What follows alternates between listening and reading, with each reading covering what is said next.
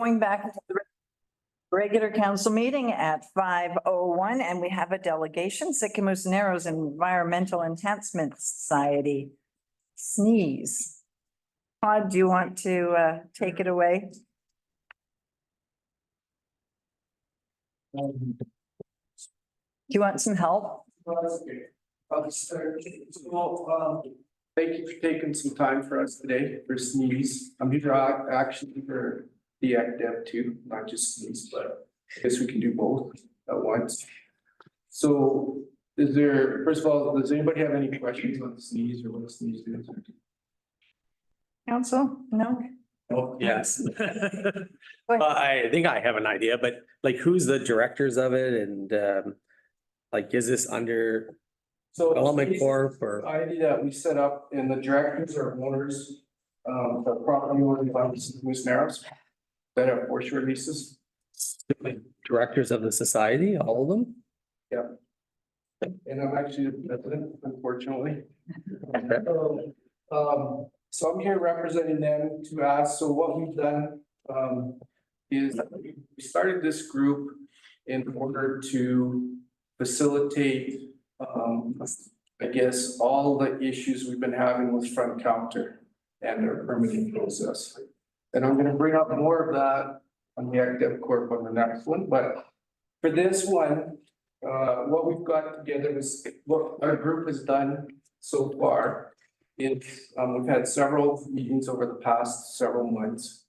And we formed kind of a coalition of what we've all done for plans or environment studies, or who needs a new foreshore lease, or who needs a section 11. So right now, when we go to do this, it's individually done. So each person hires a QEP, that person gets if they want a section 11, for example, to work in the Narrows, then that QEP puts in that and it goes to front counter, and then we're dealing with front counter. And nothing's on a timely basis. So, for example, I've been waiting for a forestry lease on one of my properties since 2019. So I'm operating now with the forestry lease. The other one expired 2 years ago, and so it's been since 2021. And we applied and we put our process in, but 5 years later, we don't have it. And I'm not the only one, there's a whole bunch of us.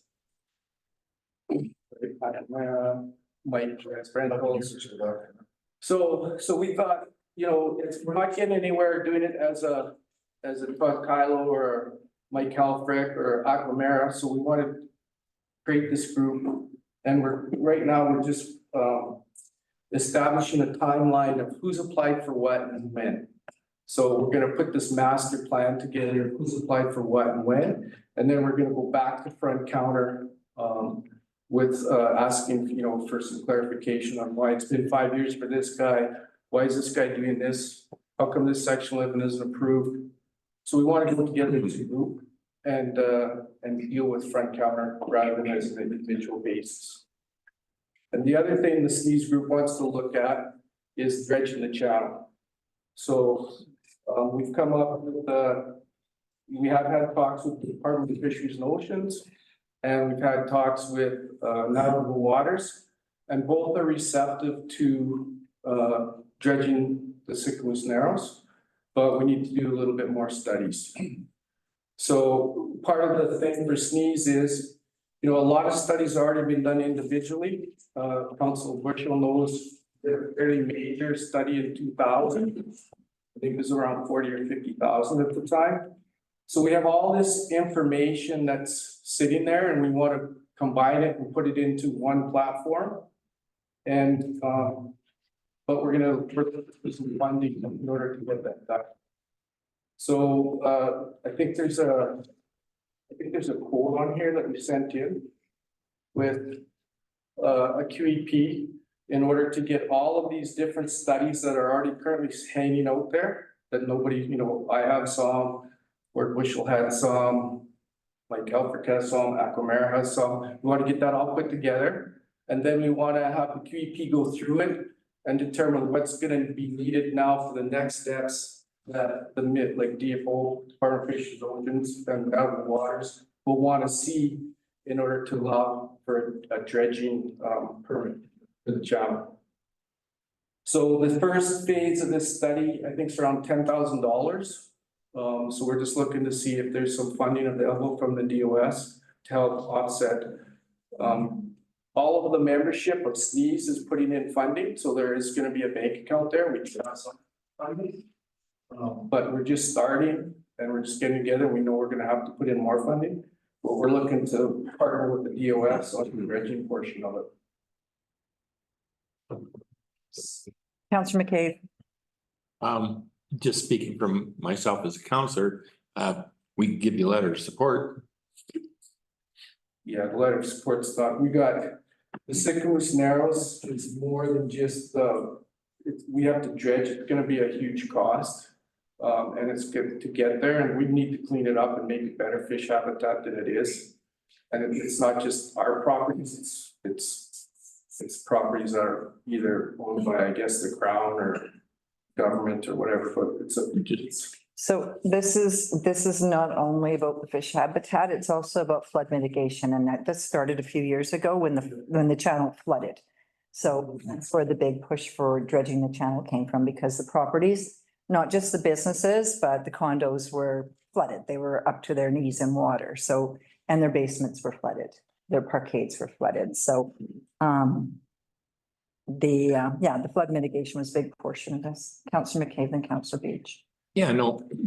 I was serious. I mean, a letter of support from local government would go a long way in maybe getting some grant money to do this. Yeah, absolutely. We're looking to partner with the DOS in the dredging portion. We've got a big, huge battle to climb just with the front counter on our own foreshore leases and section 11s and just doing our economic day-to-day functions. The dredging thing, we think a benefit for all of Sycamoose, you know, us too, but for everybody. And, you know, it'll clean up the waterfront. It'll, the Sycamoose Narrows used to be what they called prime habitat. It's no longer that. The habitat's gone from prime to mid to low. And that's just because of all the siltation, mostly. And that can all be cleaned up very economically now. It's just, we have to do studies. The last study the Sycamoose Narrows had was in 1985. That's the last management plan that front counter had of the Sycamoose Narrows. And prior to that, it was 1979. Councillor Beach. Through the chair, Todd, you've been waiting, what, 5 years Yeah, on your first? Yes. So we all know that we're already under an accumulative effects study that is basically, I mean, some of these are new requests, like new applications going in.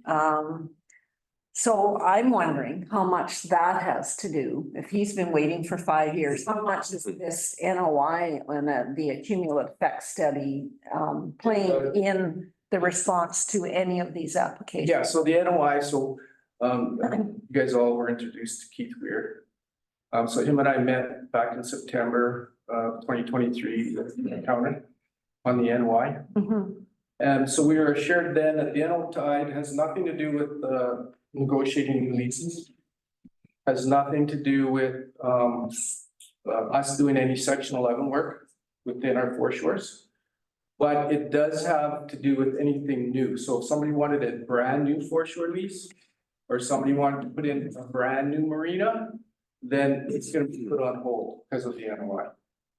But what we've been told, and I have letters from front counter stating that the NOI isn't supposed to be holding up any of that work.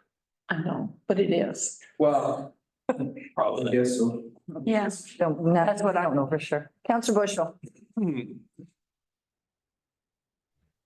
Yep, through the chair. Yeah, thanks, Todd, for your presentation. I just, I really support anything we could do to enhance the channel. I mean, every community has a dream of having a waterfront walkway and a beautiful, vibrant waterfront working channel. And so I know you guys are looking at for about 10,000, and I was gonna, I kind of, sorry, there, I'm in an industrial area and there's a train just went by, so I was disturbed, so I kind of missed some of it.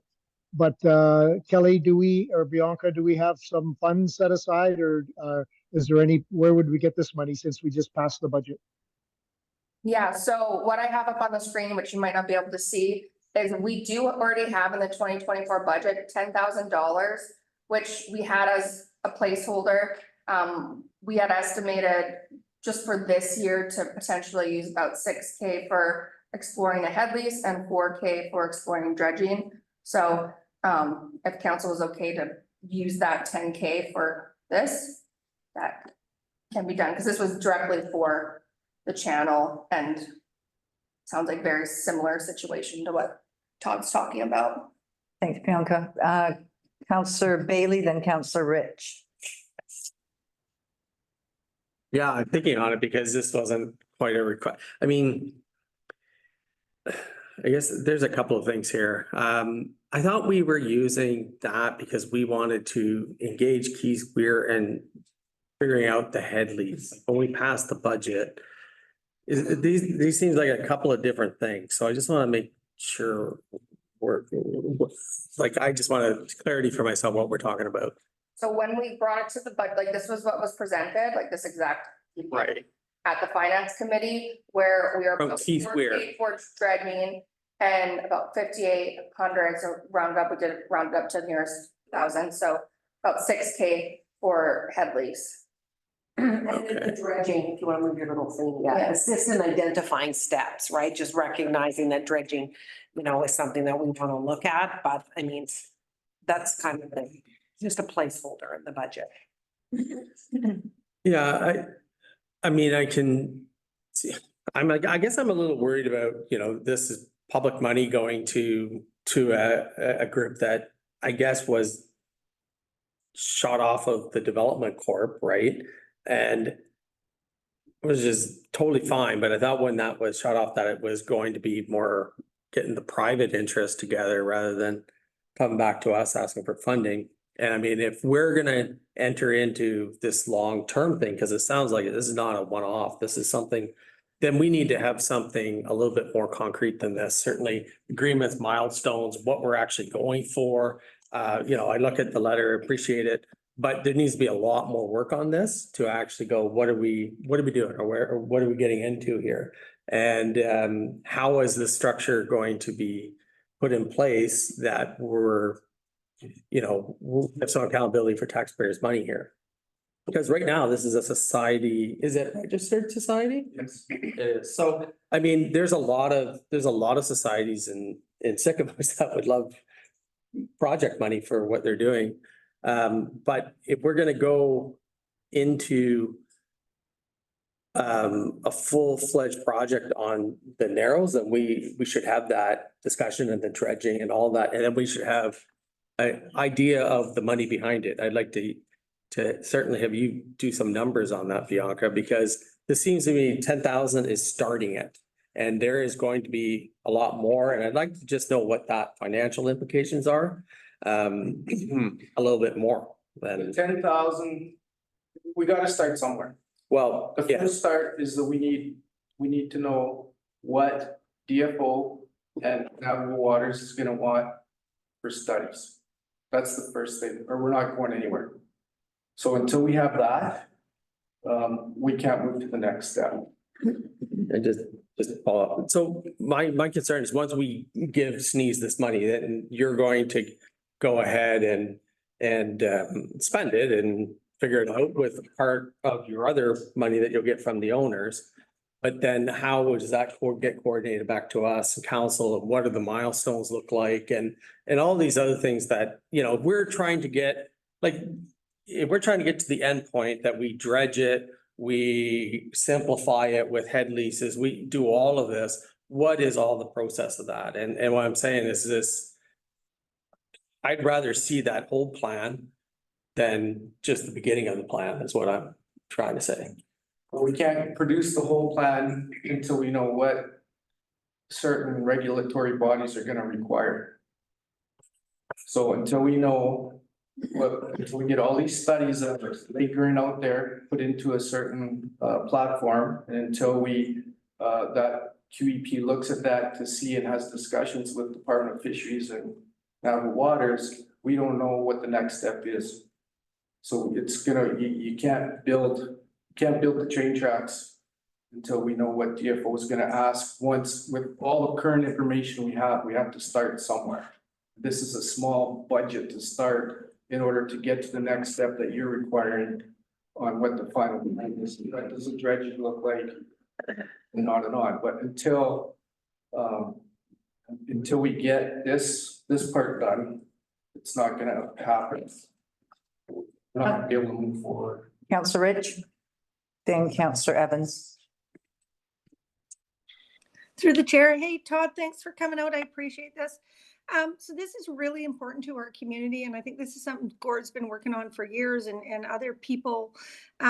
We all recognize how important the lake is and what that means for our community. My concern, Todd, is I don't know anything about Sneeze. I don't know who they are. I don't know who's on the board. I don't know how they got on the board.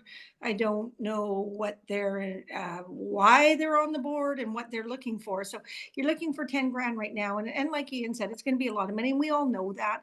You can't dredge the channel. Like I've done some research on judging, and this is going to be millions and millions bucks. And it's going to be, you know, provincial, federal, First Nations. It's a big, task, but it absolutely has to be done and it has to be started. But you know, again, we're taking 10 grand of taxpayers' money and we don't really know, you know, besides seeing you up here, I don't know anything about Sneeze. I got a letter and that's what I got. So it's hard to vote on it, but I absolutely agree it's necessary and what we should be doing. I think we just need a little bit more, like usually when we have boards like, you know, for ECDEV, we vote them in, and for housing community, you get voted in. And so I don't even know kind of what's going on. So either maybe you can fill us in or there's a different process to get this going forward, because absolutely needed. Counselor Evans. Thank you, through the chair. I have been on council since 2018, and we were talking about it as soon as I got on council. So this isn't anything new. Good on you guys for forming a society. But even if you hadn't formed a society, I would want to spend that money that we've got earmarked for a dredge study to get this going, because it needs to be done. We all know it does. There was boats last year that were having a hard time going through the channel because it needs to be dredged. And it's not just for our businesses, it's for Sigamoose, it's for the fish, it's for everything. So, you know, good on you guys, but even without them forming the society, I would be voting to spend the money that we earmarked to get this study going, because and I know you guys are up against the pandemic as well. It slowed down a lot of people's applications, and it sucks and it's stupid, but it is what it is at that point. But yeah, I would vote for this just to get it going, even if these guys weren't here tonight. Thanks, Bob. And I'm not sure why Sneeze is new to council. Like we have, I mean, we've been discussing it. Did come here and that needs to do a presentation. No, I understand. So I don't know why this is new all of a sudden. And they do have a society. They have the members along the channel. And they also have, and Todd, how many are on your board? You do have a board. Yeah. And Carly has put this all together and, pardon? Who is on the board? Todd, do you want to let us know who's on? Myself, there's Mike Halfrick. Bob, there's, yeah, and then, Todd's from Papa's wife. Carrie. Yeah, so, yeah, this isn't new, so I don't know why there's surprises. Go ahead, Councillor McCabe. No, I support this initiative 100%. But sort of along what Councillor Rich said, like who are we giving this money to? Well, I question if this is the right venue. Like, if you're a nonprofit society, wouldn't you go to Shuswap Community Foundation where we have funds allocated for nonprofit societies to get grants from? Sure, those might be areas that we can look at, but No, I mean, I'm speaking specifically for this $10,000. Or would this be something like, would this go through Shuswap Community Foundation as a grant application from a nonprofit society? Or would this come as a delegation and council, and would this be a contribution agreement? Maybe a question through for Kelly, through the chair for Kelly, like, is this the right venue for this $10,000, or is there a better process or platform? Or So through the chair, I mean, there's multiple options. This isn't a right or wrong venue. So we do have the grant and aids where people can apply through Shuswap Community Foundation. We also have a buffer for one-offs for grants that we budget for as well, because we do have one-offs. And then in addition, we do have money allocated to identify next steps for dredging. So it really could hit any of those buckets if we wanted. Okay, thanks. Yes. Okay, Councillor Rich, then Councillor Bushel. Through the chair, just to clarify, Colleen, I asked probably, I don't know, about 3 months ago when Sneeze was having a meeting if I could go, and I was told that I didn't own property on the channel, so I wasn't allowed to go there. So I actually don't know anything about Sneeze, and I actually have inquired. So just for the record that's out there, again, I'm 100% for this, and I think it's something Sycamore should be running on. And I love that we've got someone that is in our community and folks in our community that are taking this off our staff's plate. But I don't think it's wrong to ask what's going on. There hasn't been a lot of information. If there has, I would really appreciate if that could be forwarded to me. If there is a record of who is on the board before Mr. Kylo said that tonight, I would really like to see those records. I think, Todd, just a question for you. Are people allowed? we told Councillor Rich that was, that you can't come. We've had open meetings once a month, and anybody's welcome, whether you own property or not. And we've had lots of people come, anywhere from 15 to 25, been there. Not only our property owners, but other people who are doing dock work in town, like Riverside Docks have come, other dock owner companies have come. So it's not just affecting, the landowners who come to our meetings, but all the people who are doing economics with the water have come to the meetings. So there's been a lot of people who have come. Okay, thanks. Councillor Bushel. Yeah, through the chair. Yeah, Todd, I know how big of an uphill battle it is. And I mean, the Sycamoose municipality was probably going to be doing this anyways. It's just you're kind of actually, spearheading it, and it's great you guys are doing this. So after looking at it, I support it. I'd like to assist if I can.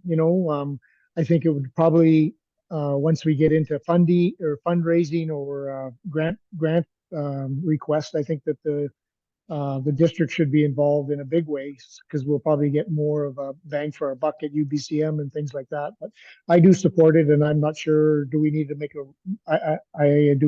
recommendation, or I'd support this tonight moving forward. What do we need? Can I just ask?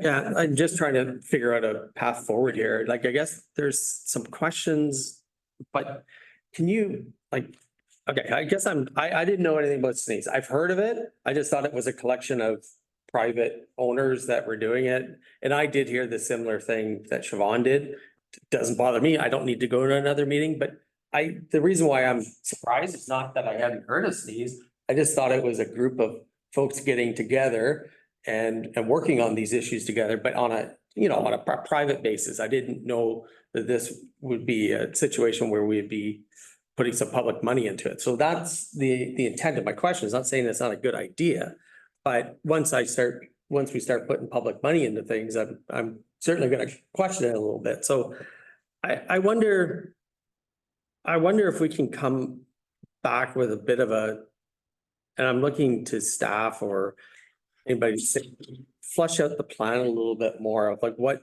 so we're gonna do this 10 grand, but what's next? So we can actually see what's gonna be required for this to be successful, because right now I'm looking at this, I'm going, okay, this 11,000 is not gonna, it's gonna get you a little bit there, but it's not gonna get you to the next stage, the next stage. I mean, we gotta get to where this is successful, right? If we're gonna go into it, what is that gonna actually take to accomplish? Like, is this 11,000 good for the first 3 months of kind of the work you want to undertake? And then what's after that? And the 10,000 for the first, to develop a scope of works. And to take all the studies that are currently hanging out there and create a platform so that we know what we've already done, so that we're not redoing studies that have already been done. So that's the first thing. And then the next thing is, once we have all those studies, then we'll sit down with the Department of Fisheries and Oceans and we'll meet with them to say, okay, here's all the studies that have been done since 2000. Because there's been, like I said, Council Bush and I, we spent over 50,000 back in 2000. We did hydro studies on the channel. We did flood mitigation studies. We did everything. And there's been quite a few studies that have been done by the DOS on the wall that they were going to put in. So we want to get all those studies, because right now they're everywhere. Nobody knows who has what. We want to get them all put together. And then once we have all those, we can sit down and do a detailed project scope of works of what next studies we're gonna be required from the Department of Fisheries and Oceans. And what's the whole plan gonna look like? But until we get this part done, we're treading water. We're not going anywhere. Yeah, Go ahead. and then, okay, so I guess flushing out the plan here a little bit, that's gonna take 3-6 months, and then, Done, like, everybody's bringing studies in now. We've been gathering them for the last 3 months. yeah, I'm just trying to get an idea of like what comes next, because I mean, this is the beginning, so that's what I'm trying to flush out. Because once we do this, there's gonna be a step 2, 3, Absolutely. Or- We're dealing with other regulatory governments. It's been 5 years from my force lease, so I mean, how could we put a timeline on? We gotta talk to DFO, we gotta talk to front counter, we gotta talk to, there's a whole bunch of different bodies we need to talk to. But we wanna have a plan of what studies have already been done and dealt with, and what we're gonna need to do still for studies. And then we can make the whole scope of work of how to move forward. yeah, I'm just, So we're just trying to put a framework. oh, okay. Because I mean, this is kind of, we set aside the 10,000 in the budget, this will clear it out. And then, we're not doing our budget again until the fall. So I'm just trying to see like, what is, we kind of start this work and then we come back and then there might not be any more money. That's what I'm trying to say. Yeah, and then we'll have to look to different areas, no different than the rail trail or like the dredging of the channel is gonna be a huge cost, and that's not gonna be borne just by the property owners that are on the channel. It's gonna be borne by, it's not gonna be, it's gonna be huge. Like we're gonna need funding. It's not a small item. Counselor Rich, then Counselor Evans. Through the chair. Todd, who is Western Water? So this 11 grand's going to who to do these studies? Who's putting this all together? Western Water QEP. Qualified environmental professional. Oh, okay. Out of Vernon, So someone that does this on a regular basis? correct. Right, so we just, I've used them quite a bit for Old Town and for my projects on the Narrows, and there's been other landowners who've been using them. okay, cool, thank you. Counselor Evans. I would, thank you through the chair, I would be willing tonight as a counselor to make a motion that we embark on a co-study with SNEES, co-funded, and at this point, up to $5,000. Because I believe that we could come up with, these guys could come up with the rest with this person in Vernon. That's what I would propose as a motion, because it's not blowing our budget. And it's something that we want to do anyway, something that I think we should do anyway. And I'm not the only counselor that agrees with that. So that's the motion I'd be willing to put on the floor with that funky language I just used. I definitely second that. Counselor McCabe? Well, again, I support what the group's put together, society, and what you're trying to achieve, and it's just not for yourselves, it's for the community. It's another, flood control and fish habitat but the group you put together here, you got biologists and hydrologists and really phase one is just collecting existing documents. And your breakdown is weighted with the biologists and hydrologists mainly. They wouldn't take too much time. Wouldn't you need just somebody to collect the documents at a lower pay scale or like some sort of expenditure? And then once all the documents are pulled together, then your senior hydrologist looks over the documents and makes recommendations for next step. I think you got these guys a little premature because you're just trying to collect what the district's done, what everyone else has done, what the province and the feds have done into one document, and then pull that together in chronological order and then have, say, a hydrologist or biologist do the document. I mean, Unfortunately, you gotta have someone who knows what they're looking at and reading. well, that's what I mean, after everything's compiled. So they're gonna do all that in this whole, it's all gonna be done in one kind of step, rather than. There's no sense having someone bring all this stuff together in a box full of stuff and then half that they don't need. And they're gonna be reading through it anyway. Yes, and I'm not the expert to question that either, so don't mind to say. So that's why we wanna start off right, we wanna hire an expert who, you have to hire a QEP with the water anyways. And so that's where we're stuck, that's where we thought would be a good place to start. Counselor Rich? Through the chair, yeah, I think if we're gonna support this, a friendly amendment to Bob's thing that we just give them, that we trust that we've got a bunch of Marine guys here that have been doing this for a long time, and we vote to give them the $10,671. I mean, I don't see it going halfway through. If we're gonna do it, let's get it moving. Counselor Bushel?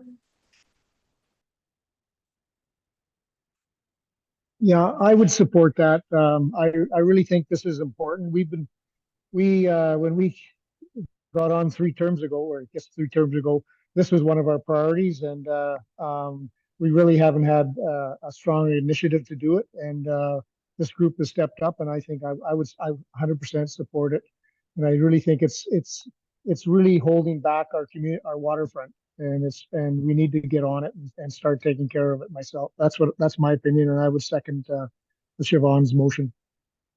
Amendment? Yes. Counselor Beach? Chair, first of all, I didn't actually catch the amount in Siobhan's Ten thousand six hundred and 71. Okay, I thought she said 2 and I didn't.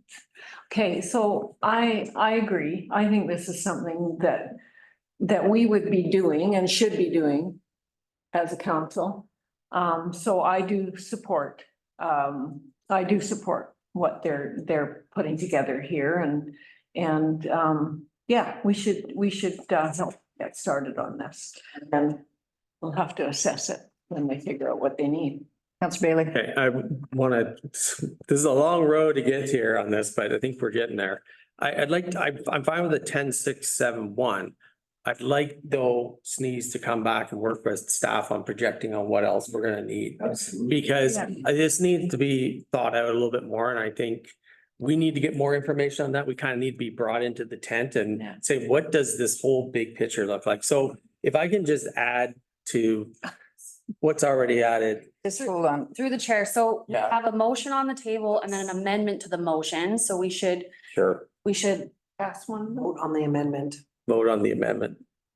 vote on the amendment, correct. And then vote on the main motion. So, sorry, but do you want this to be included in this motion? No, I like on, it could be added to the amendment. That's why I'm just suggesting to add it to the amendment. Why don't we just take the first option off the table? Like, why don't we just defeat it? Okay, through the chair, Councillor Rich, are you willing to withdraw your amendment to the motion? And Councillor Evans, are you willing to withdraw your main motion and we can start all over? Okay. Let's do that. 100%. Okay, Okay, So. Okay, all I would say is to approve the $10,671 to sneeze. And then to further request staff work with sneeze to develop a full year plan after that. Like a full year financial plan. Or, agreement or something, for lack of a better word. Is that, I'm looking to you to see.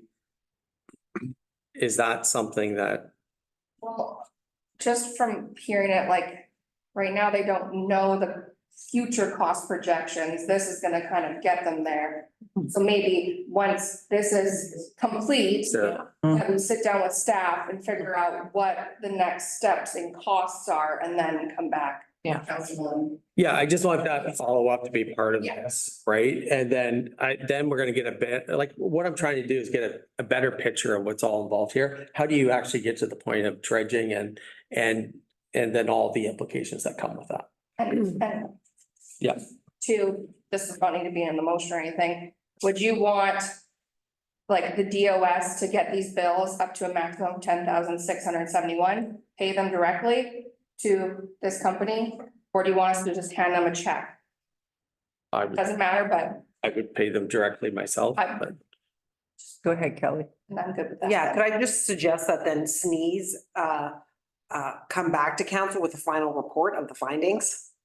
Right, so that will help identify what the next steps are and whatever, so, that we grant them the $10,671 for this report and provided that they provide a presentation back to council on the findings. Okay, yeah. sure. And Keith Weir is working with Sneeze, as well as Keith Weir is working with the District of Sycamoose on some of our, for sure. Yeah, exactly. So we've all met him and, presented to us. So Councillor Evans. No, I'm good. I mean, this $10,671 was the output of this will be the input of the next step. That's correct. Yeah, Input, output. Councillor Evans. Thanks, Input, input. and I don't know for sure if this keeps it cleaner to do it this way, or more clean to do it this way, but to pay the $10,000 directly to the guy doing the. QEP. Sure. However you guys want. Okay, we have a first and seconder on that, right? Through the chair, no. Oh, no, we don't have a need to motion. Determine the language, the specific language, so it was coming from Councillor Bailey. So versus to So, give the $10,671 to the consultant directly, pay the consultant directly. And that Sneeze comes back to council with a report on the findings and next steps. Perfect. Okay, okay, Malcolm's gonna second that. That's next step. Let's call the question. All in favor? And that's carried. That was easy. Yeah, well, there was just some questions, right? Yeah, that was harder than I thought. Okay, now, I guess let's continue with the next one. Maybe what I'll do is, You need some help now of hand. let's send these out real quick. So, get into these as I do my presentation. My old friend, the riparian areas. Yeah. This one,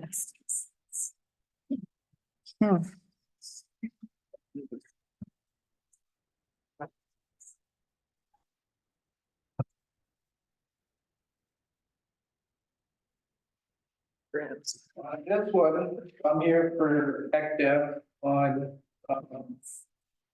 request the amendment to the OCP bylaw on,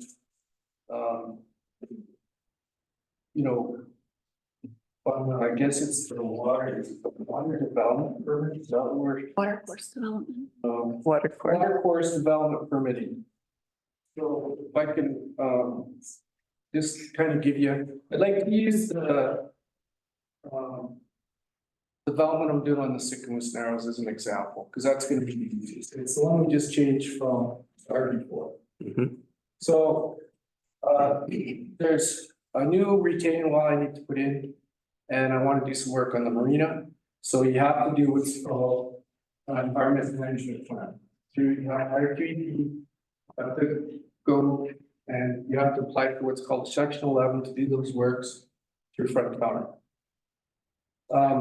And then if you want to do more works in the riparian area, you have to do what's called a wrapper report.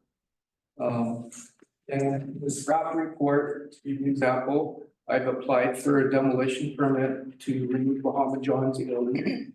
But the district can't give me demolition permit because they want a wrapper report, which has to go through front counter, counts. And then once front counter reviews it or does whatever they're gonna do with it, then it goes back to Sycamoose, then Sycamoose can issue me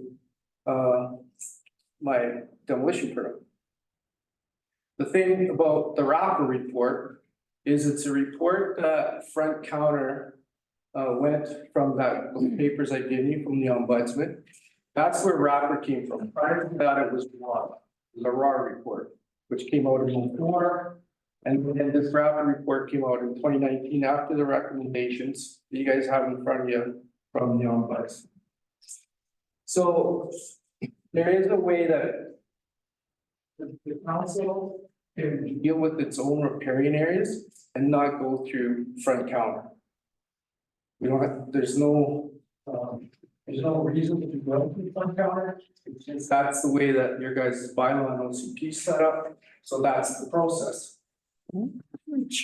So if we change the OCP and the bylaws to deal with the regulatory riparian areas here and with your staff, we're not dealing with all the right and row front counter who's 5 to 8 years behind and doing stuff they're already doing. So to give you an example, I think on this page here, how I proceed. So this is a flow chart right from the ministry, how to proceed. If you look on number step 1, step 2, if the local bylaws do not setbacks, and you gotta go through step 3, you gotta go through. If that can all be bypassed by step 1 and step 2, you go all the way down up to the assessment. You still have to do a QEP assessment, but it gets reviewed here, it doesn't go to front counter. Really? Correct me if I'm wrong, anybody. Our setbacks then have to be 30 meters. No, so that's another misconception. Okay, So there's, we're kind of a little bit more complicated than most bodies of water because we're a federal waterway, not just a provincial water. So we have Fed regulations and we have BC regulations. The Fed regulations are above the province regulations. So anything federal will supersede. So like, even if we go to dredge that Sycamoose Narrows, we're not gonna be talking to the province. We're gonna get the authority from DFO. DFO is gonna be giving us the authority. And that's why we're meeting with them now. So this whole thing, so if you guys look on page, I encourage you to read this. This is the 25 recommendations the ombudsman in order to help the ministry and local governments regulate the riparian areas. If you guys go, I'll just go real quick to page 6, I highlighted it there. So after the old ombudsman's words, the ministry continues to lack legal authority to require local governments to comply with the wrapper legislation and how they improve development in riparian areas. So the wrapper is what the ministry has put out, but it doesn't mean that this government has to deal with it. So it's a very, I don't have a lot of time here to go through it all, but when WAR was established back in 2004, you'd hire a QEP. QEP would do an assessment on your area. And if you guys were gonna, if you wanted to construct something in that SPIA, then the QEP would say, okay, well, we're gonna have to put some more, we're gonna have to compensate over here with more plants, flowers and stuff. And it would come to this local government, and this local government would read the report and say, okay, that's what we have to do. Right now, because the OCP for Sycamore says we gotta go through front counter, a ministry that has no jurisdiction over you guys' repairing area, it's none. We're letting them wait for them months or years to get anything back from them before we can do anything, so we're handcuffed. Because there's no reason to go that route, and we don't have to. So I'm asking to say that we change our only OCP and our own bylaws to regulate that your staff in-house takes these reports from a QEP, reads them, and then provides the authority to go ahead and continue.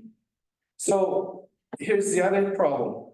The wrapper report, RAR would allow building in SPIA or a repair area. Wrapper says that if you phone up a QEP right now and say, hey, I'd like to build within 50 meters of the water, they'll tell you, no, you can't, because Wrapper says we can't. That's not what Wrapper says. The Wrapper regulation says that before any construction or development happens in a riparian area, you have to consult with QEP. That's what it says.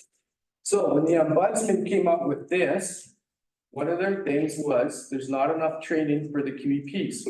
They want the QEP in Prince George to be dealing with the riparian areas the same as the QEP in Vancouver.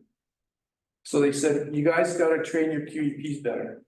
So what this ministry did is they came up with the new training of all the QEPs in BC. And in the workbook that the QEP has to use as, I guess, its body to determine SPIA, they said no building within 50 meters. There's no regulation, there's no law. It's just that's what the workbook that the QEP has to follow. And the riparian wrapper regulation doesn't even say there's no building in SPIA. So even today, TFO mentioned to us that, you know, if we did get a chance to dredge the channel and we're gonna, you know, harm some prime habitat in that dredging, we can compensate somewhere else, up in Mare Lake, up at Shuswap Lake. They're still looking at that compensation. So it's just a real long process. Now, when I was doing my applications for, you know, I had to do environment management plan, which is right here. It's about $8,000 to put the wall in. So now I wanted to do the demo. So when I got a hold here to do the demo, I still have to do this rapid report, which is another $5,000 to $6,000. Well, this report, if you read this report, which is doing the wall, which has the building and whatever we're doing on that whole development, there's the rapid report. It's all the same stuff. Talks about the same fish, same flowers, same, here's what you're doing here. So here's, you know, almost $12,000 in 2 reports that are not necessary. And this rapid report, if Todd right beside me at Papa's Marina wants to do something, he's got to do this. So it's another $6,000. So it's just a money grab from QEPs, and that's the other thing SNEES will be working on is we want to do a management plan for the whole channel, which will have a form of a rapid report. So if anybody's going to do any changes in the riparian areas, that report will come to the district to Sick Moose. It's not all of us getting onesied at 6,000 here and 8,000 there to do what we need to do. There'll be one management plan for everybody, and both front counter and the district can look at it. Thanks, Todd. Councillor Bushel. Through the chair, thank you very much, Todd. Great report. I agree with you 100%. We did take it to Silga and try to eliminate the provincial QEP reporting and tried to get be able to have municipalities review the QEP reports themselves. And that didn't go so well. But on another note, we did bring this forward to Scott, our previous planner, that we were going to review the OCP and also review our bylaws regarding riparian areas and bylaws. So yeah, I think it's, our OCP is long overdue already, and, it's time for a refresh. And we did have this in our plans, but we didn't want to, startle Nicole when she just, just came on board. So I would support this 100%, and thanks very much for bringing it to our attention again. Scored, Councillor Bailey and Councillor McKee. Well, I've long hated all these regulations. I mean, I've railed against this since I've been on council, because I think so many of them are absolutely overkill.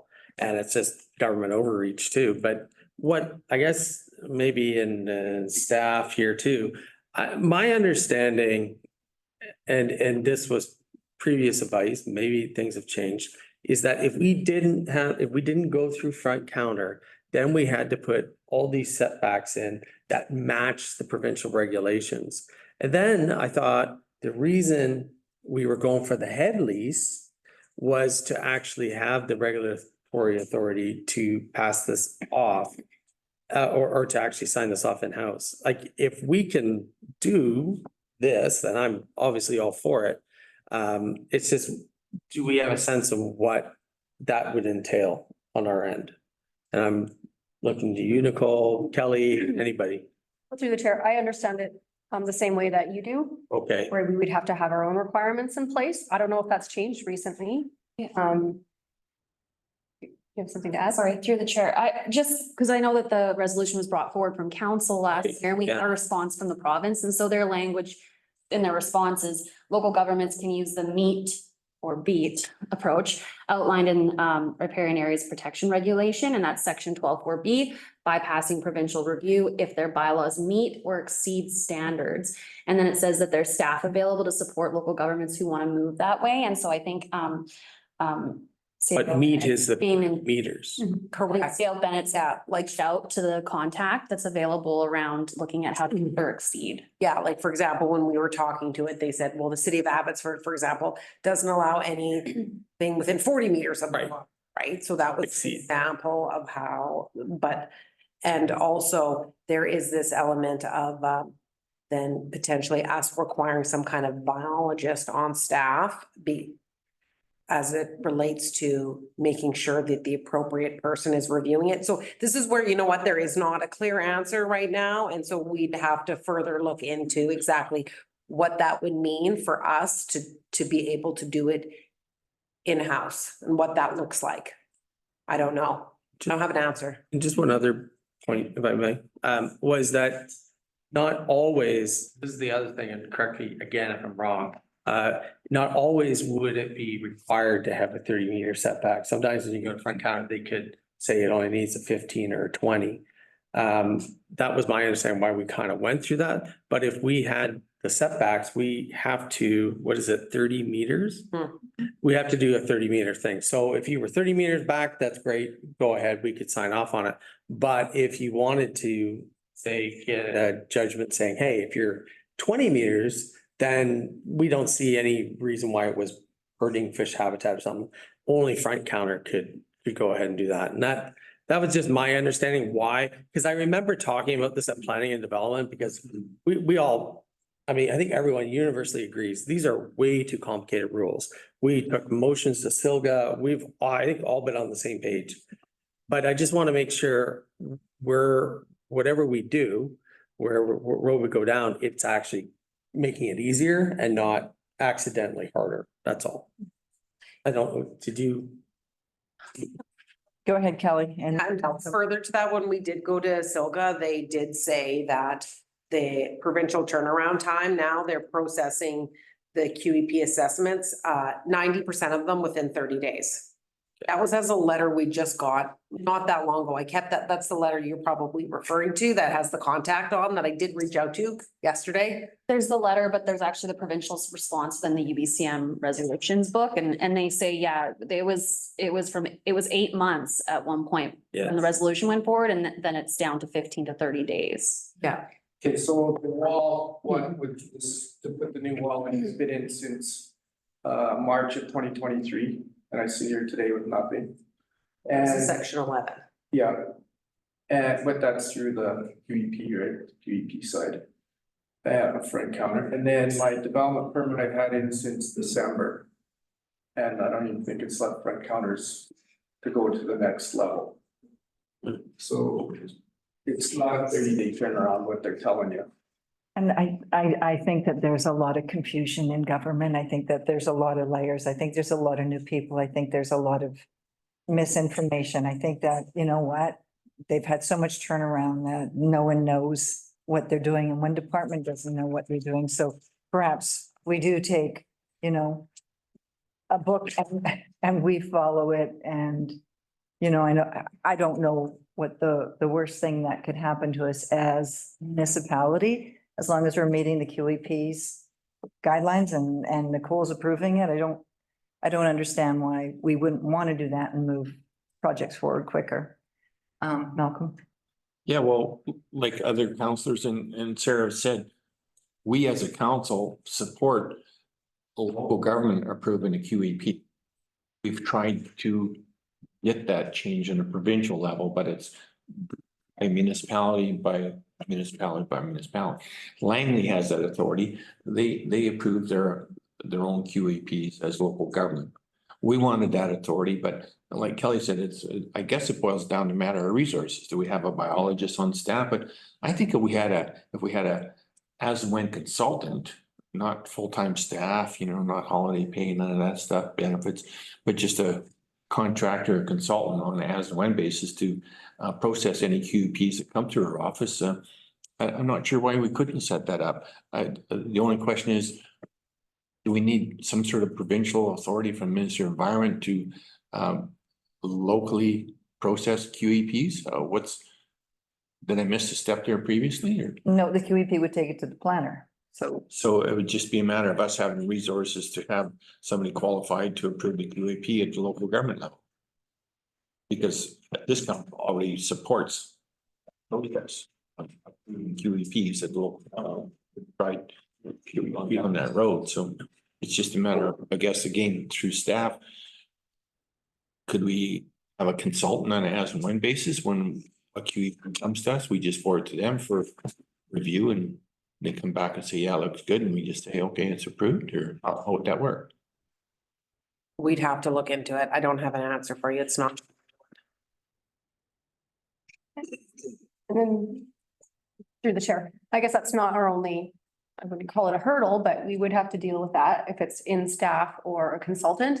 We would still have to make the change though to meet or exceed, which is an amendment to our OCP, which we already know we want to do a bigger OCP review, and we could definitely include that in there. It's just nothing probably immediate for changes. It's our first step. It's just, you're correct, Malcolm. It's just in the right direction for our community and our businesses that are on the water, for sure. Councillor Bailey?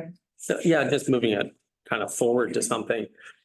I think not trying to direct staff, but with more work, but to ask for a report back on this in terms of what is the pros and cons, I would say, of it. I think a lot of this work kind of might have been done in the past, so maybe it's a question of just putting it back together, having a report back to council. So I can make that motion, and then that could inform how we go forward on the OCP amendments.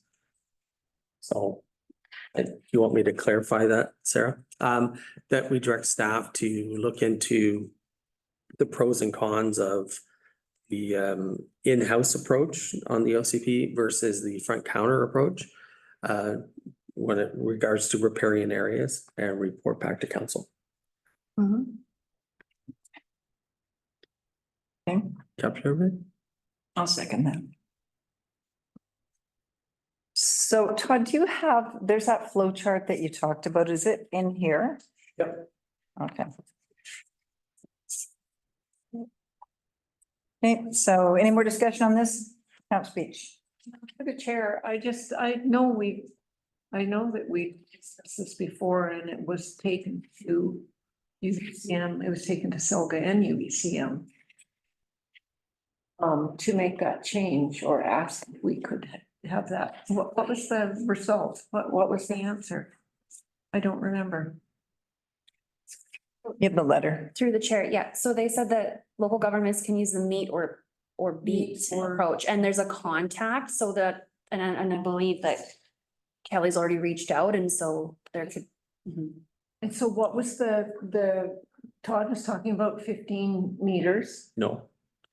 What? or what wasn't it? So Todd? the federal setbacks are 15 and 30. 15 on the lake, 30 on a river. Oh, so you were saying that the channel was federal? Yeah, all our water here is federal. Oh, so that's why the 30 meter. Okay. I was just wondering if we could reduce that.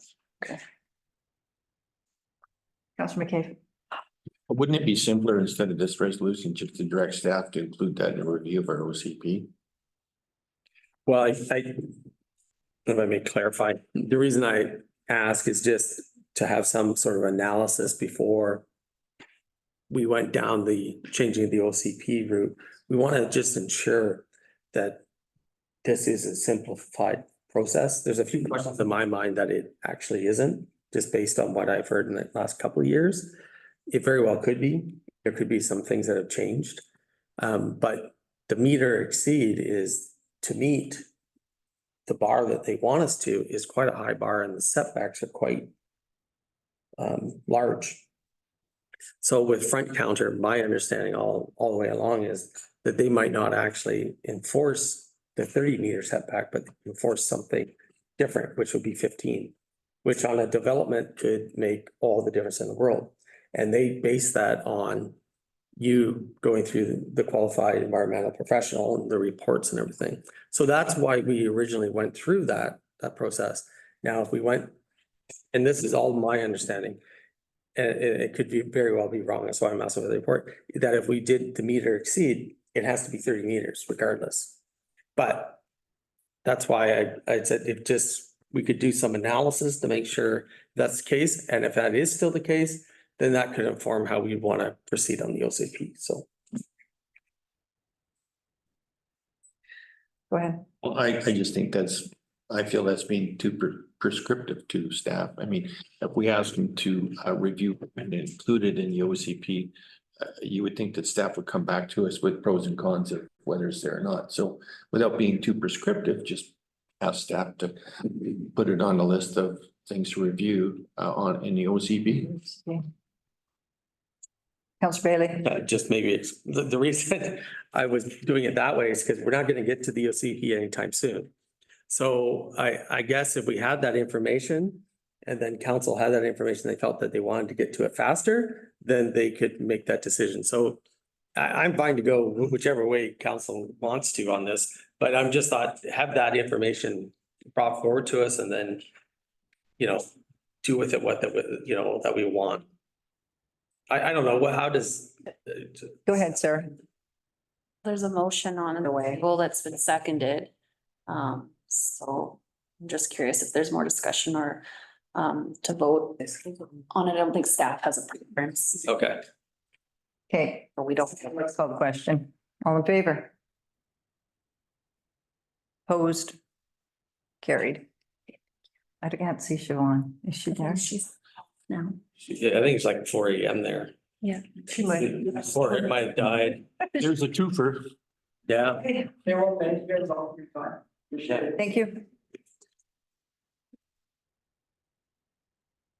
Okay, District of Sycamore's tax rates bylaw number 1067-2024 adoption. Bianca, do you want to?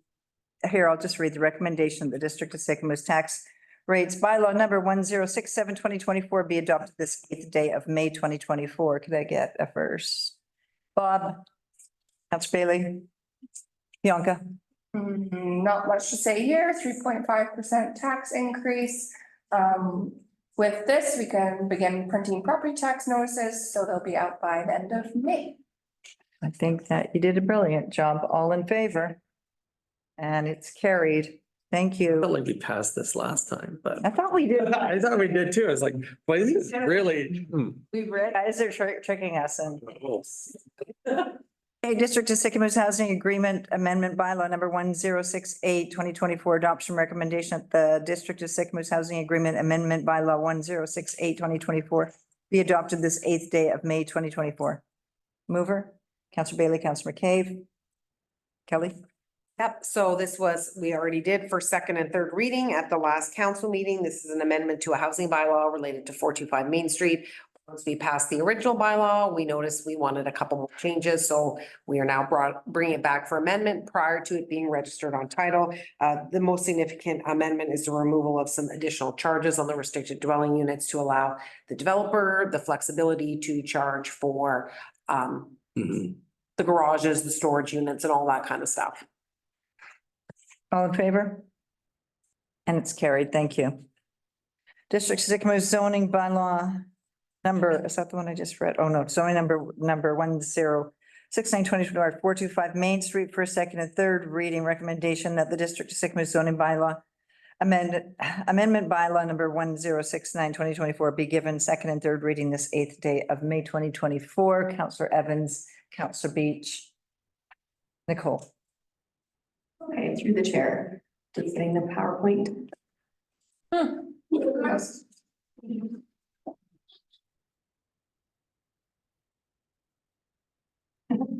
Okay, so the recommendation today is that zoning bylaw amendment 1069/2024 be given first, second, and third reading.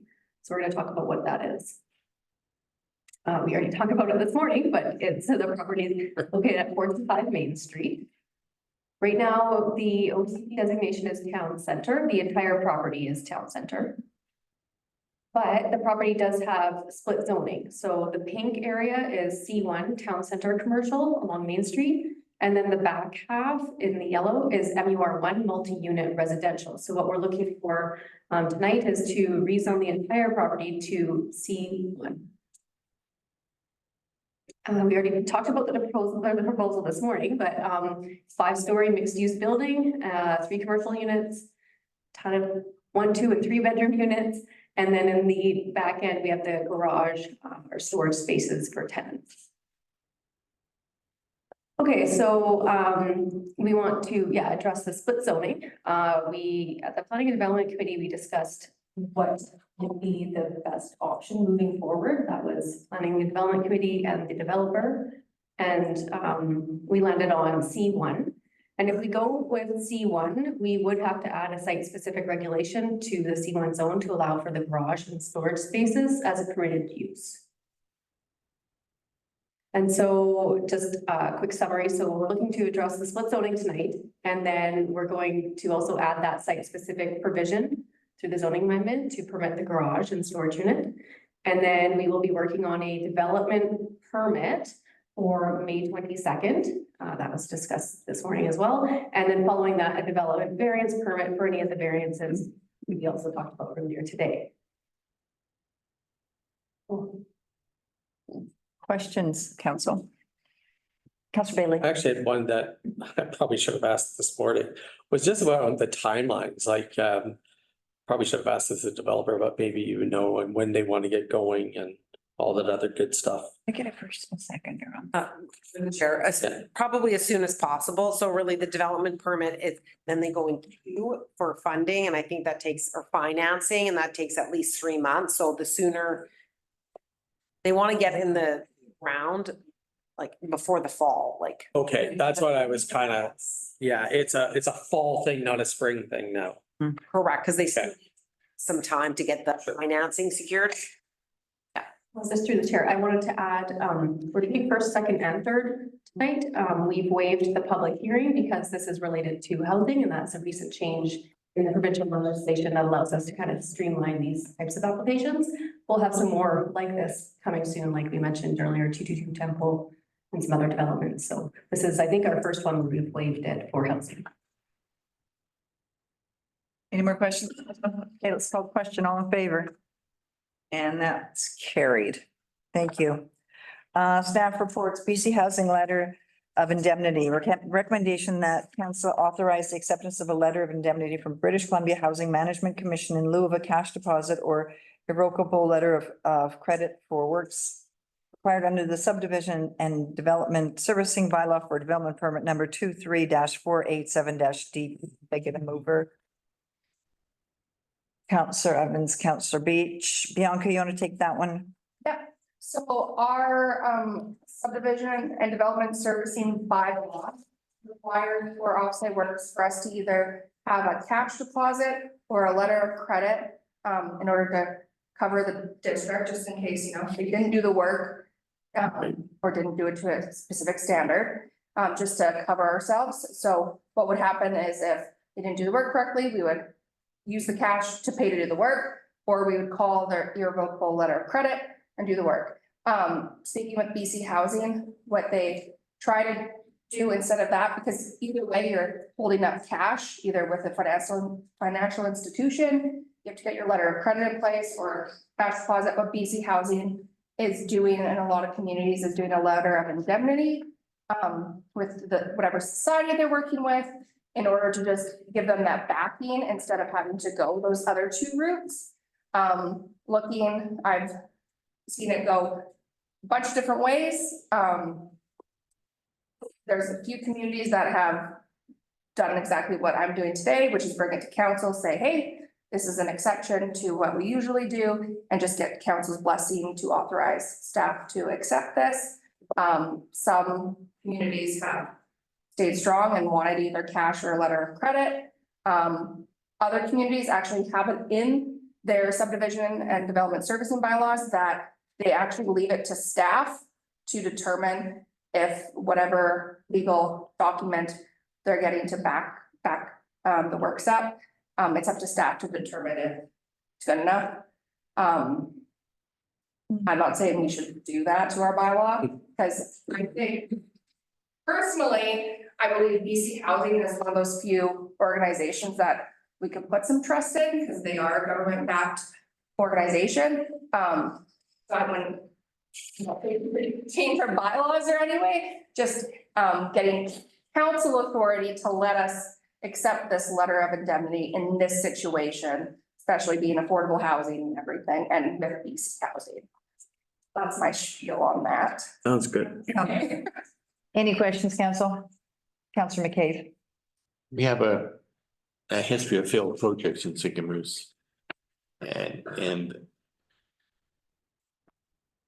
this is a recommendation from staff, so you feel confident with this letter of indemnity? Yeah, it is a bit like if for some reason it were to go sideways, which you believe is pretty slim, but there's always that chance. It is not as easy of a process than a letter of credit or cash, because those are totally callable immediately. This would take a little bit of legal and stuff like that, but in this case, we believe that there's limited risk here. So that's why we're asking for council authority to do this. All in favor? And that's carried. Thank you. Partner agreement, Shuswap water taxi and boat towing recommendation that expression of interest number 122022155 be awarded to Shuswap water taxi and boat towing this 8th day of May 2024, and that the mayor and corporate officer be authorized to enter into a partnering agreement with Shuswap water taxi and boat towing for the provision of wharf surveillance and towing services. Could I get a mover? Councillor Evans, Councillor Beach. Council, do you have any questions? Or Sarah, do you want to? Nicole, Sarah? Through the chair, so since 2021, the district has had a partnering agreement with an outside contractor for providing wharf surveillance and towing services in relation to the wharf regulation bylaw.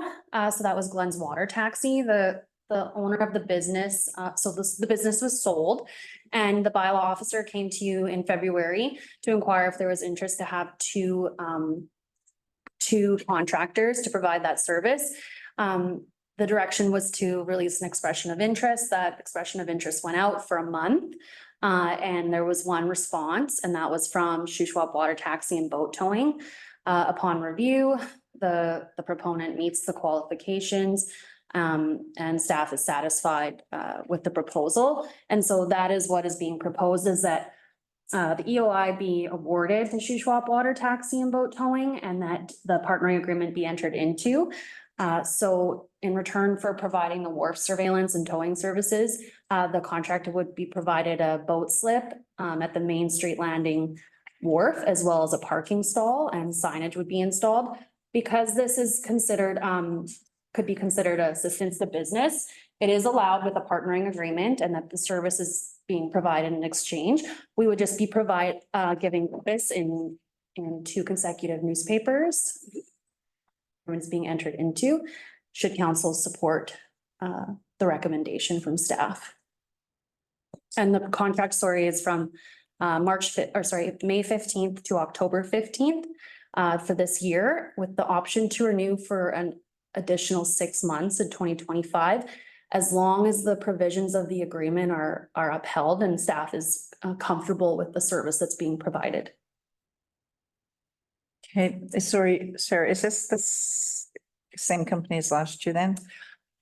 Through the chair, no. So Glenn's was sold, it's got a new name, so, but this isn't Glenn's. No. Okay. No, that business was sold. I don't know if this is the same business. I just know that this was the proponent that submitted and there was only one. But staff is pleased with the proposal. Okay, any other questions? Gord, go ahead. Sorry, Councillor Bushnell. Through the chair, yeah, Colleen, that was my question too. I'm pretty sure it's the same, it's Glenn's company. They just changed the name, but I was asking the same question. So if you only got one intake, I guess that's the one we got to take. Thanks. Hey, thank you. And just in regards to this, I've had a couple comments from folks that last year, sometimes they weren't quite doing their job down there and boats were sitting there in the next morning. So if we're going to hire someone to do this, they have to make sure that they do their due diligence and tow them and take care of biz. Through the chair, yes, I know there were a few complaints around boats at that wharf in particular. And bylaw is aware there's a process in place with forms that need to be completed and communication. And I know that he has learned over the years of, things to change. And so that's important to note, and I can pass that along. Perfect, thank you. Okay, did I call the question? No, I'll call the question. We can. I'll call the question. All in favor? I wasn't sure if I had or not. That just kept going, right? No notices of motion, resolutions, bylaw enforcement officer appointment recommendation.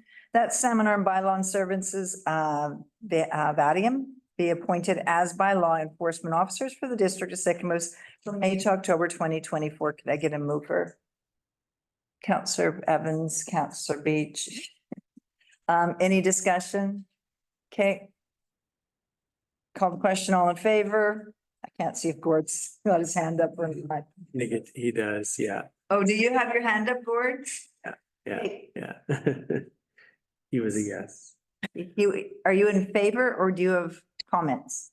Yes, no, I'm in favor. Thank you for asking. Okay, thank you.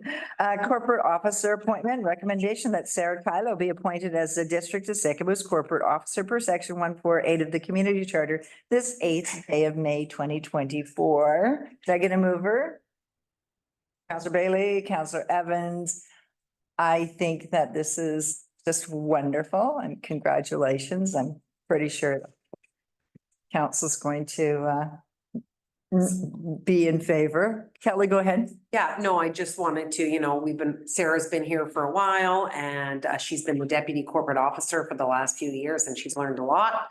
And she is doing an exceptional job. And so we've had a discussion. She's ready to take on the challenge of corporate officer and I'm ready to hand the baton over to her. So I'm very proud of Sarah. She's done a really good job and we're lucky to have her. So I'm excited to get this passed and then effective tomorrow, she will be our corporate officer. Councillor Bailey. Can we just have this explain what this means and some of the implications of that? So, because I'm not quite clear, but. Yeah, so a corporate officer is a required appointed officer under the community charter. And so along with the corporate officer comes some statutory duties. So the corporate officer signs the minutes, making sure they're true and accurate.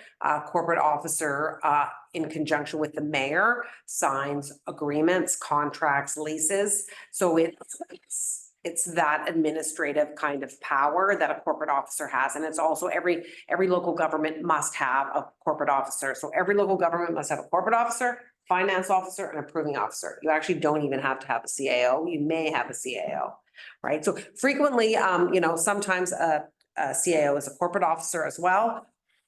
Frequently, it's not a corporate officer. There's a corporate officer and a CAO. So it's just, I will be overseeing everything still, but she has the ability now to sign off as the corporate officer on documents, minutes, agreements, those type of things. Thank you for that Yeah, explanation. we've actually been without a corporate officer for quite some time since Jen left. I've been it. Well, you've, I've been the corporate officer yeah, okay. since Jennifer Bruns left. Yes, but Jennifer was our dedicated corporate officer. Yeah. Right, okay. All right. Prior to, yeah. Any other comments? Oh, it's just nice to have a. Congratulations. You have something you'd like to say? Through the chair, yeah, another duty is just administering oaths and taking affirmations and affidavits, declarations required under the act. Keeping the corporate seal, we do have one. And certifying copies of bylaws and other documents as required. I just want to say, I'm really excited about the opportunity and I enjoy my job and working with everybody. And just one interesting fact, my grandmother, Jean Durian, was the city clerk in Taylor, BC, and she was the only notary. So it's kind of neat. I feel like there's a family history. So anyways, that's all I have to say. All in favor? Good, yay.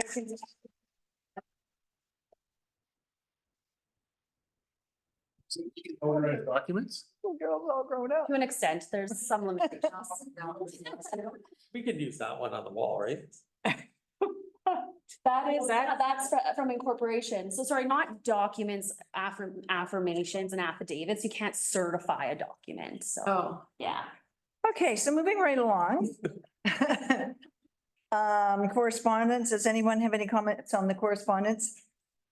Hold on, that's the, The proclamation. oh, you jumped over some Oh, Oh, The so, proclamation. proclamation. where? No, correspondence. Oh, that is correspondence. for- Sorry, I went right down to correspondence for information package. Okay, yeah, did we pass that the last time? Because the resolution is here for the proclamation. Through the chair, this one, I think this is the third time we've yeah. discussed Why is it- proclamation.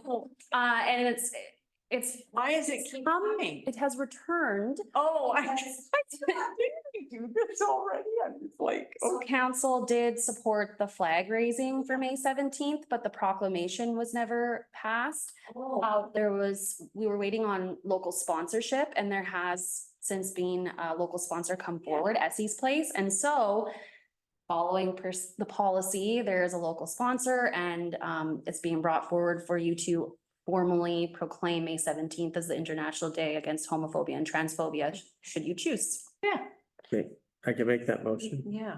or I anybody. second it. All in favor?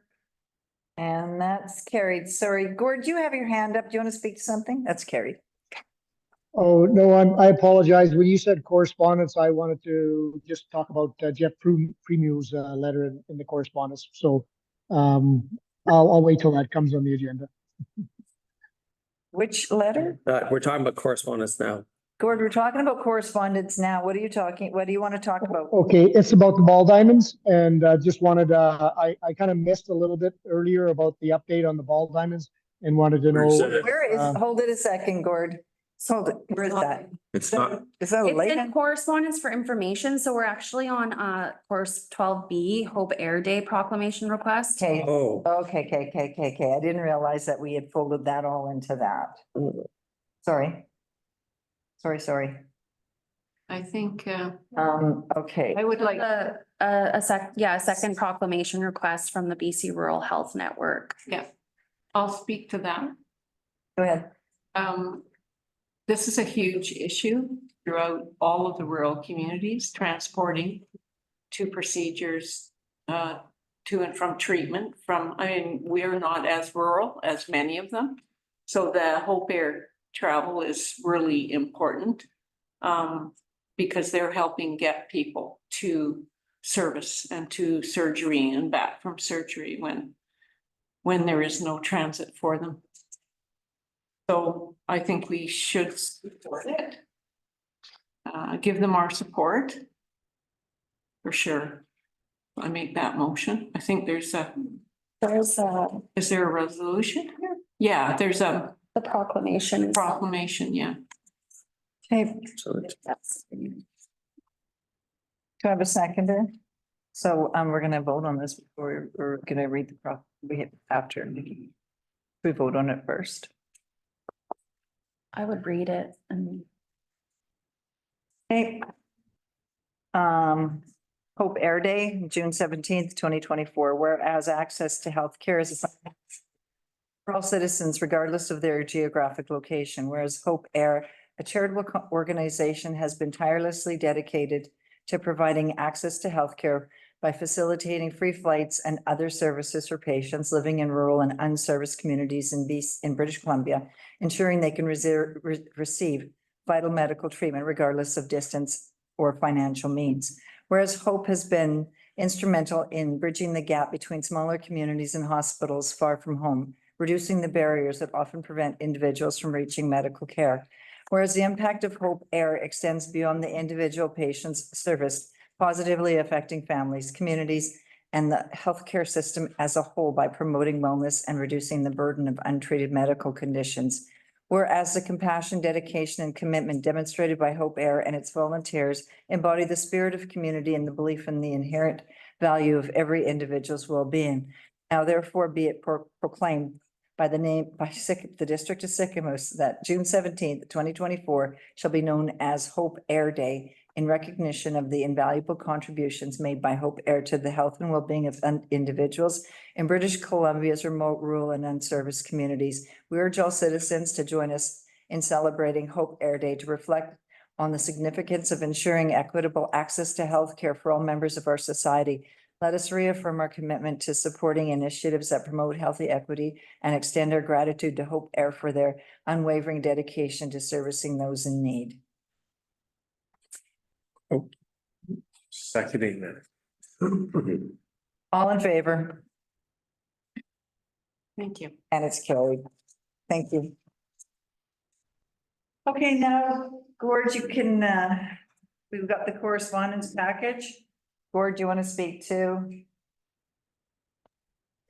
Yeah, through the chair. Yeah, I kind of heard a couple comments about the ball diamonds are in motion, but I'd just like an update on that. And because I've had a number of phone calls in regards to the ball diamonds. Carol, would you like to, Sure. Through the chair, we've undertaken some work at the ball diamonds over the last couple of weeks. Starting with just some basic mowing and trimming. We've done some field leveling starting today and cutting the infields. We know the ball tournament's coming on the 24th, and we'll guarantee that the fields will be terrific for the tournament. Okay, thanks, Daryl. A couple, oh, sorry. Don't let Gordon go ahead. go finish? Go ahead, Gord.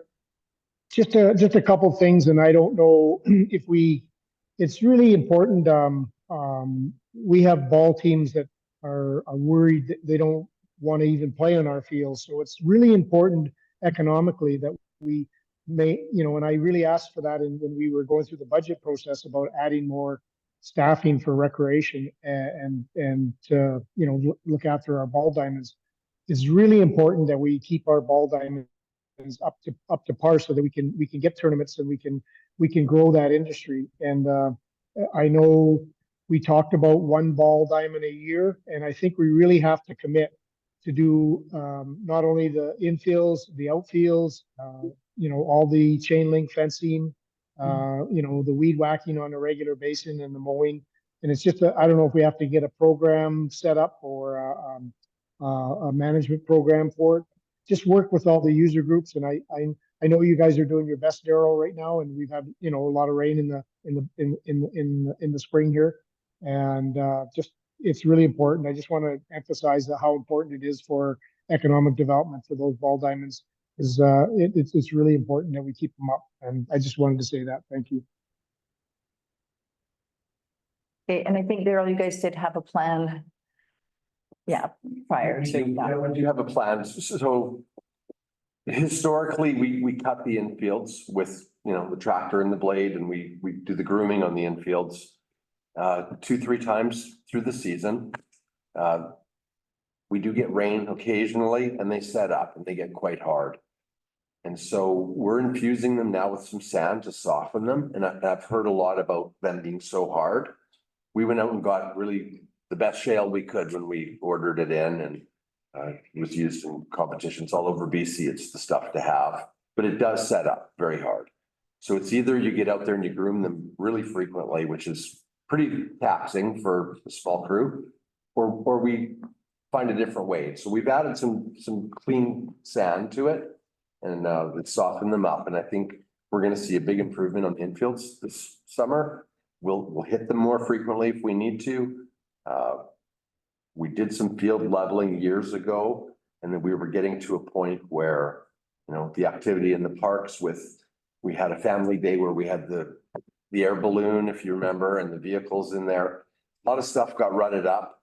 We had a couple irrigation breaks that rutted it up as well. We've done a bit of leveling, but we're rolling everything this time. And I think when we get it in shape for the tournament and you know, through the year, I think you know, be happy to walk through there with anybody, and we can make a plan going forward. We'll keep it in good shape. Good, thank you, Daryl.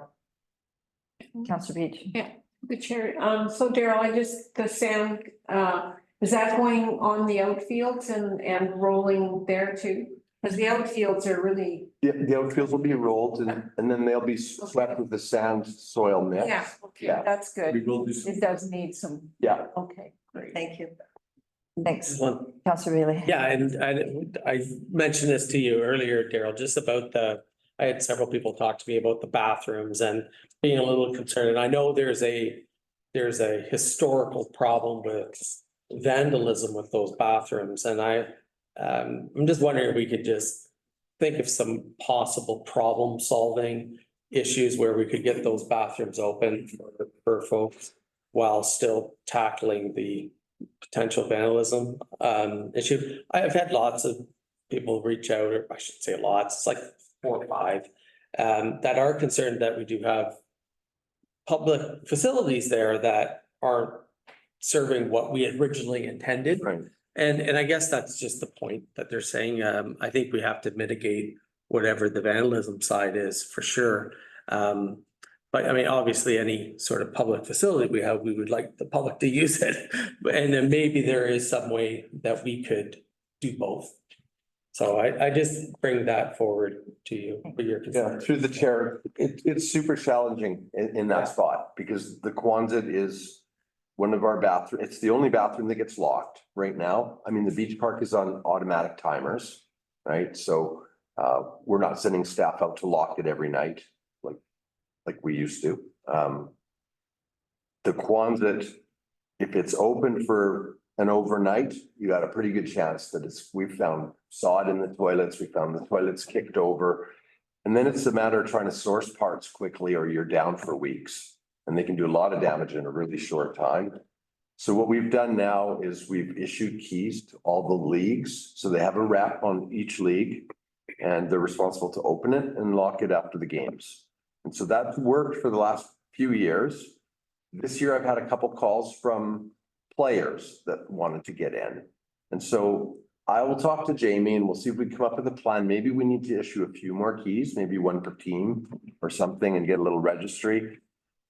I do want them to have access, but if we open it up and we turn our back, I have a camera right over the door, but I can't put it in the bathroom. So I suspect I know who's doing what, right? But it's really tough unless you're actually catching them on film doing something. So. Yeah, I agree. And that's really, that's super sad that people are so disrespectful for things that the district and staff are doing to make our community a little bit better. And then you have people that choose to be that ignorant, that they are wrecking it for a lot of people. So that's sad. It's very sad. Yeah. And then we'll move on. Yeah, Daryl, do you lock them Like at a certain time of the evening, Well, they're all of the locked. bathrooms? They're locked all the time. Through. No, they're at all the Our bathrooms. bathrooms- They get locked. Our bathrooms are open. They're open. 24/7. And the others don't get vandalized. This Kwanzaa- one does. Yeah, this one takes, Because it's by the skateboard park, probably. I'm sure that's what the public. yeah. Counselor Bushel. Yeah, through the chair. Yeah, thanks, Daryl. This is all great information that we can relay to the people that are, inquiring. You know, Oh, you cut out. You're on mute. sorry, I'm not sure what happened. Years ago, we used to, over at the beach park, we have a gate there. And I can't remember, but years ago, I think we paid somebody, a senior that, took pride in the park and closed the gate all the time. Is there anybody that would be interested in, a senior over in that Finlayson Park area that would be interested in locking those every night for us? Or is there a way to do it that way, I'm not aware of anybody that, we could try to find somebody, I guess, that was reliable. I know when I first came to town 11 years ago, the De Jongs lived right on the corner, so they run over to the beach park and lock that up. And I think they did a couple other ones, but they're no longer doing it. They're not doing it. Getting pretty old. Yeah, so we had their neighbor take over for a little while and that didn't work very well, so. And- The beach park, we've gone to automated timers on those ones, and then the Quonset, we've just had to lock that one. Just to keep it locked because you can't leave it. I think the problem is, Gord, you can't leave it open because the kids will go in during the day even and vandalize. So, or no, I shouldn't say kids. I shouldn't stereotype. People will go in and vandalize. I think we can make a register and get the keys more available to the players, to the teams. And maybe if every team had one, it wouldn't be so bad. Why don't we try that? And Okay. Okay, moving along, Malcolm. No, I was just wondering if you wanted to speak to invasive mussel correspondence. Are you encouraging her? Oh, no, it was the funding that we received. Oh, yeah, Go ahead, Pam. there was, actually good news because BC Hydro, BC Hydro came through with 900,000. 900,000, yes, and then BC Wildlife came through with another 100,000. Or thereabouts. Oh, well, I wasn't. But I do remember that, and yeah, that's awesome. a good, that is, because that brings us up to 2 million, the provincially. And yeah, we just have to get another 2 from the feds, Excellent. and then we're set. We have guards. Only guards, no dogs, just guards. Okay. There are dogs. So, yeah, 2. No more dogs. Okay, so district reports, you guys can catch up on those if you want to. Do we have any questions from the gallery or online?